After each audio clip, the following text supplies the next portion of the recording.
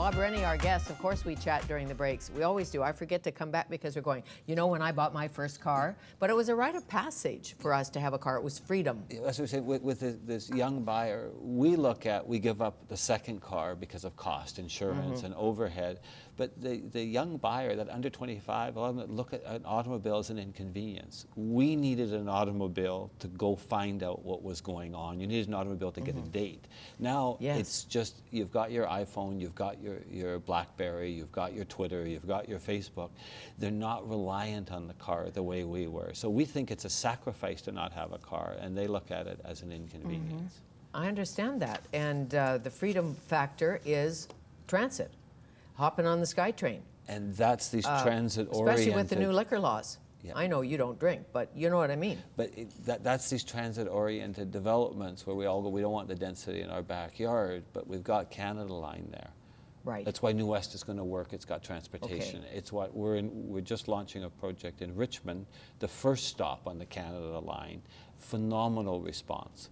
Because you don't need your car because you've got 1 million square feet of shopping around you, plus you've got the Canada Line. So it's changed. Very much so. We have about 4 minutes left. So okay, if we've got let's talk about planning. Let's talk about Fanny. If we've got 4 minutes left, my understanding is, I don't know whether I'm on your last show, but this is one of your last shows that's going to be weekly, and you're going to be going to a once-a-week show. And I can tell by your face that I'm not supposed to bring this up. We haven't announced that yet. But, you know, I know I'm out of turn bringing it up. But you're always out of turn. No, it was Studio told, 4, it's true. It was told to me outside the newsroom. Yes, and but I'm not ending. I will still be alive half an hour a week. Half an hour a week. And there's some new directions and new shows. And yeah, my thing is, you're so gracious to all of us when we come on, but you're part of the fabric of our city, and you're part of keeping us all engaged and informing everybody. And you know, I don't know who the higher-ups are, but I think that you have to be celebrated. I think you're just a really, really important citizen out there. You want to come I know back, you're on the don't spot. you? I want to be on the last show. No, I'm going to cry or something. I know you're on the spot. I'm not a crier. I'm not a crier now. I shouldn't look behind me because I know everybody will be mad at me for bringing this up. But I just it's think... It's not a secret, just hasn't been announced formally. Yeah, but I think that your viewers have to have the chance to celebrate you and honor you. You're really an important part Well, and I'm out coming there. back with a new half-hour show. You know that, once a week. And that's called Cooking with Firemen? Yeah, this will be done in May, end of May, and then mid-June.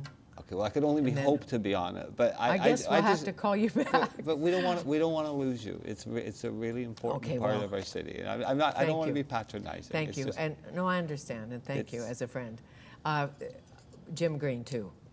I'm no Jim Green, but the mayor that Vancouver never had, eh?